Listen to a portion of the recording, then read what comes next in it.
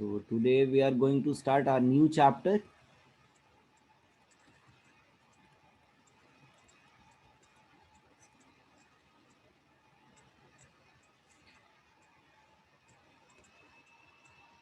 Parabola.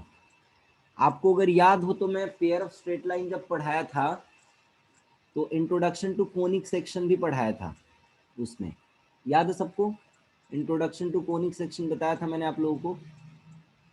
अगर मान लो नहीं याद है तो मैं आपको थोड़ा रिवाइज करा देता हूँ इंट्रोडक्शन टू कोनिक सेक्शंस, और फिर ही आगे ये चैप्टर स्टार्ट करता हूँ।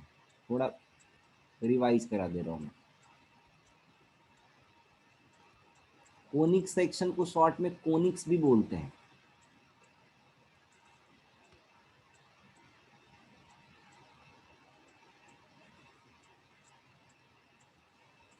कोनिक सेक्शन बेसिकली होता क्या है? कोन का ही समझ, राइट सर्कुलर कोन समझते हो ना, जिसको हिंदी में शंकु बोलते हैं, तो उसी का पार्ट है। अगर एक राइट सर्कुलर कोन लो, इस तरीके से मान लो ये एक राइट सर्कुलर कोन है, ऊपर से देखोगे तो ये वाला जो सरफेस है ये एक सर्कल के फॉर्म में नजर आएगा। तो सर्कल एक कोन का ही सेक्शन है, समझ गए? और मान लो आपके पास एक नाइफ है और आप इस पे इस तरीके से कट लगाते हो, ठीक है ना? मतलब थोड़ा एंगल पे कट करते हो, थोड़ा एंगल पे कट करते हो तो कुछ इस तरीके का शेप दिखेगा। ये सर्कल नहीं होगा, समझ रहे हो आप? अब बात को थोड़ा समझो। यहाँ पे मान लो किसी प्लेन से कट कर रहे हो या एक नाइफ से कट कर रहे हो, लेकिन कट कैसे कर रहे हो? थोड़ा एंगल पे। तो ये जो शेप दिखेगा ये सर्कुलर शेप नहीं होगा, सर्कल के फॉर्म में ये शेप नहीं दिखेगा, ये शेप थोड़ा उससे अलग होगा, और इसको बोलते एलिप्स। ये एलिप्स के फॉर्म में ये एलिप्स के फॉर्म में ये डायग्राम दिखेगा यहाँ पे।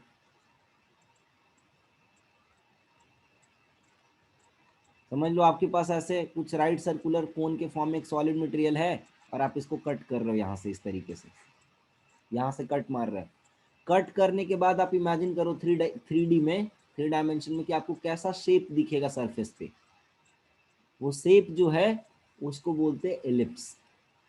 फिर अगर आप ये जो स्लैंट हाइट दिख रहा है, इसके पैरेलल अगर एक कट लगाते हो, इसके पैरेलल अगर एक कट लगाते हो, एक नाइफ है या एक प्लेन लो, इसके पैरेलल स्लैंट हाइट के पैरेलल, और उससे अगर एक कट लगाते हो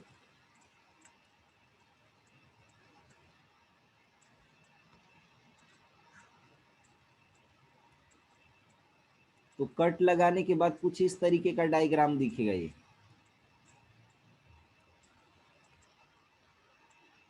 उल्टा बना दिया, रुको। कुछ इस तरीके का डायग्राम दिखेगा, ये इस तरीके का कुछ डायग्राम दिखेगा। समझ रहे हो बात को? ये जो डायग्राम है ना, आप सोचो यहाँ से इस तरीके से कट कर रहे हो, कैसा डायग्राम दिखेगा? 3D में इमेजिन करो आप, सरफेस पे कैसा डायग्राम दिखेगा। तो ये जो डायग्राम दिखेगा इसको बोलते हैं पैराबोला,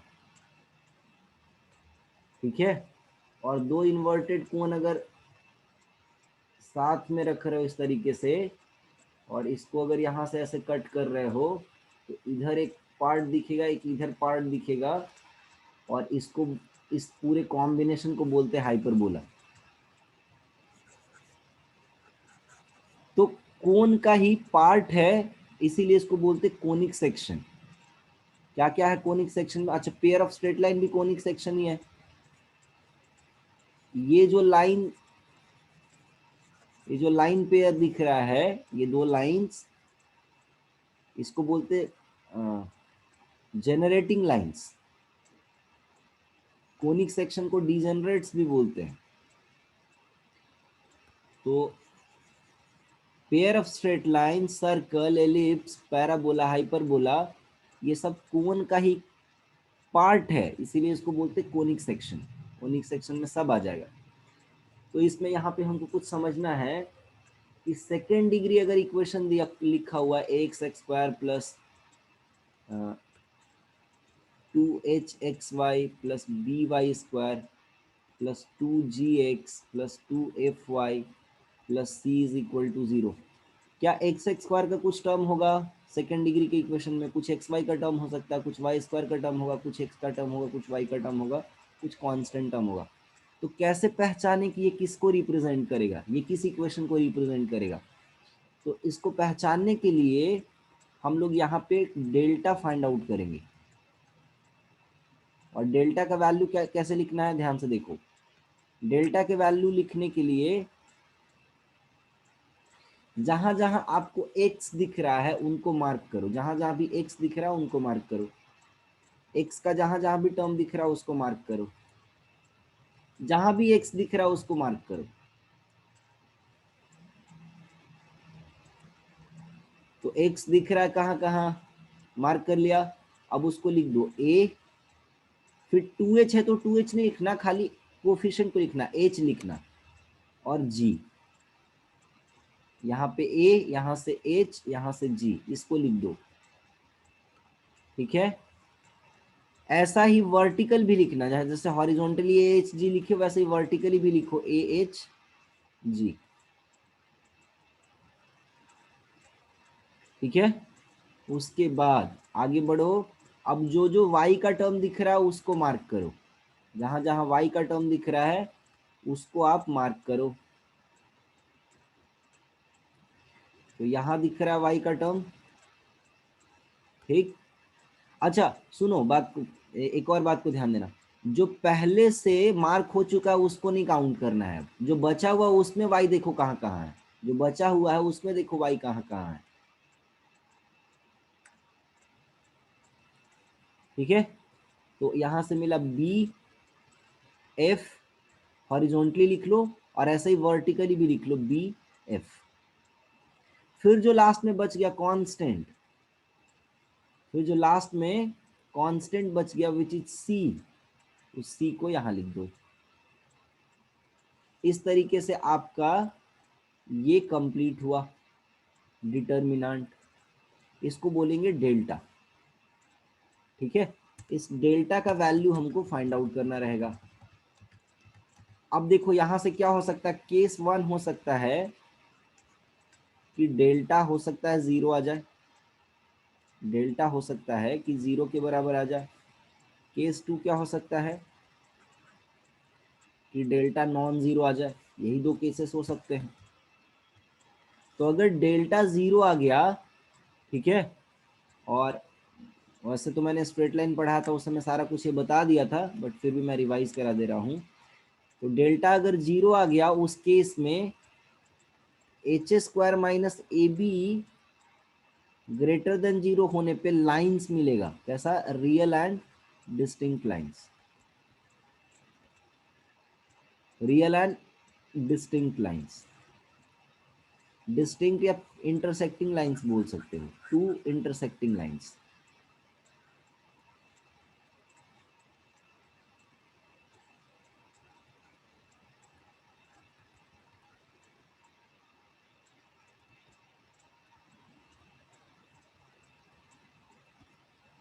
अगर h square minus a b 0 के बराबर आ गया तो यहां पे आएगा टू पैरेलल लाइंस, और h square minus a b अगर लेस देन 0 हो गया तो नो रियल लाइंस। तब यहाँ पे किसी लाइन को ये रिप्रेजेंट नहीं करेगा। डेल्टा 0 होने पे पॉसिबिलिटी क्या है, लाइन को रिप्रेजेंट करने का, और डेल्टा अगर 0 नहीं हुआ तब क्या ये रिप्रेजेंट करेगा, देखो इस केस में अगर h square minus a b 0 से बड़ा हो गया तो ये रिप्रेजेंट करेगा हाइपरबोला। धीरे धीरे समझ जाओगे कि कौन सा डायग्राम कैसा होता है ना, आगे जब चैप्टर में बढ़ेंगे तो। बट यहाँ पे याद रखना कि अगर h square minus a b 0 के बराबर हो गया तब ये रिप्रेजेंट करेगा पैराबोला। और h square minus a b अगर लेस देन 0 हो गया तब ये रिप्रेजेंट करेगा एलिप्स। अब यहाँ पे ध्यान देना है कि a b c g f h है क्या, है ना। तो ए है एक्स स्क्वायर का कोफिशिएंट, बी है वाई स्क्वायर का कोफिशिएंट, एच है एक्स वाई का को 2h है एक्स वाई का कोफिशिएंट, ध्यान देना। एक्स का कोफिशिएंट 2g है, वाई का कोफिशिएंट 2f और सी है कांस्टेंट टर्म। तो ये तरीका है चेक करने का। जैसे मान लो एक क्वेश्चन है, आपसे पूछा what does the equation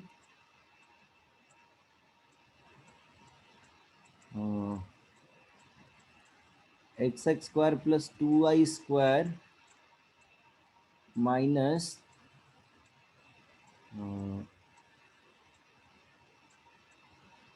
4y plus 3 is equal to 0 represent. तो यहां से क्या करना है, वैल्यूज लिखना। अच्छा, इसको सबसे पहले लिखना कैसे है ये सोच समझ लो। इसको मैं लिखूंगा एक्स एक्स स्क्वायर, ऑर्डर यही रखना है जो हमने ऊपर में लिखा है इक्वेशन। तो यहाँ एक्स वाई का टर्म नहीं है, तो एक्स वाई का टर्म नहीं है तो हम क्या करेंगे, इसको 2 टाइम्स ऐसे लिखेंगे, इसको 2h या 0 इंटू एक्स वाई कर लो, 0 into x y plus 2y square. ठीक है, x का टर्म नहीं है तो इसको 0 इंटू एक्स करो, फिर y का टर्म, फिर 3। इसको इसी फॉर्मेट में लिखना है, पहले एक्स एक्स स्क्वायर का टर्म, फिर एक्स वाई का, फिर वाई स्क्वायर का, फिर एक्स का, फिर वाई का, फिर कांस्टेंट। इसको इसी ऑर्डर में रखना है ना। तब जाके आप डेल्टा लिख पाओगे सही सही, नहीं तो डेल्टा लिखने में गड़बड़ हो जाएगा। ध्यान देना, इसी फॉर्मेट में इसको लिखना है। अब क्या करो आप यहाँ पे देखो, एक्स एक्स स्क्वायर का टर्म कहाँ कहाँ है, यहाँ पे एक्स एक्स स्क्वायर का टर्म है, एक्स का सॉरी टर्म, ये इसमें भी एक्स का टर्म है और फिर इसमें भी एक्स का टर्म है।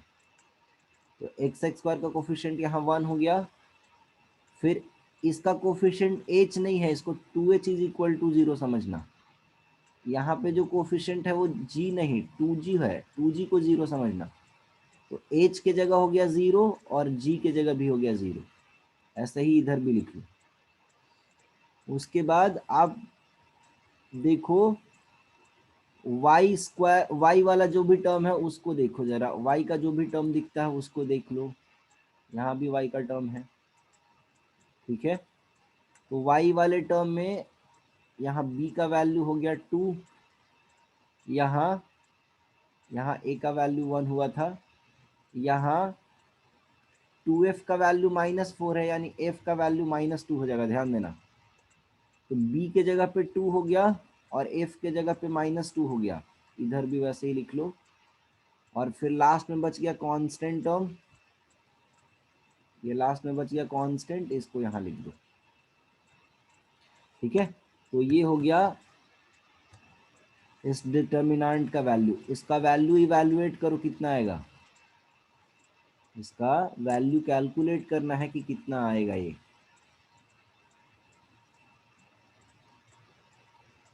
डिटर्मिनेंट ब्रेक करना आता है ना सबको, इसको लो, यहाँ मल्टीप्लाई करो, यहाँ मल्टीप्लाई करो, तो कितना हो जाएगा 6, -2 मल्टीप्लाई हुआ तो 4 और बीच में साइन रहेगा माइनस का, और प्लस 0 इंटू आगे, है ना। कैसे करते थे, जिसको लिए हॉरिजॉन्टली वर्टिकली कट कर देंगे। डिटर्मिनेंट ब्रेक करना आता है ना, कोई अनम्यूट करके बोल दो, सिखाया था। Yes sir. Yes sir. ठीक है, फिर ये भी 0 इंटू समथिंग ही रहेगा इसके, इन दोनों के लिए, तो खैर उससे तो फर्क पड़ना है नहीं। तो अल्टीमेटली ये किसके बराबर आ गया, 2 के बराबर आ जाएगा, मतलब डेल्टा 0 नहीं है। डेल्टा 0 नहीं है ये तो पता चल गया। अब एच स्क्वायर माइनस ए भी देख लो कितना आ रहा है, एच स्क्वायर की जगह कितना है, एच के जगह पे 0 है ना, देखो यहाँ पे एच के जगह पे 0 है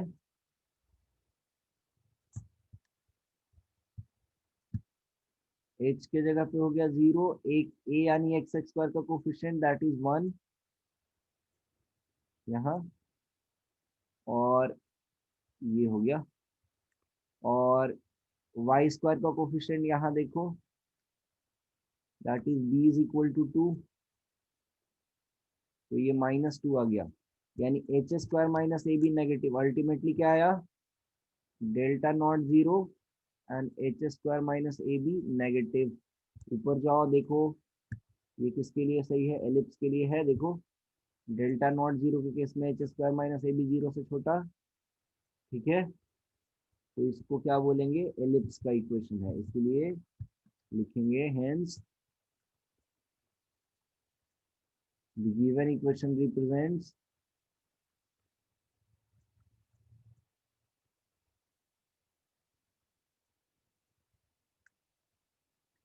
equation of an ellipse।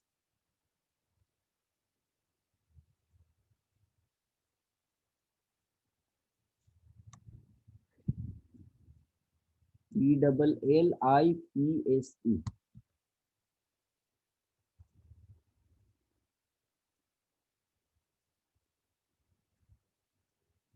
चलो रीज्वाइन करो तुम इनको।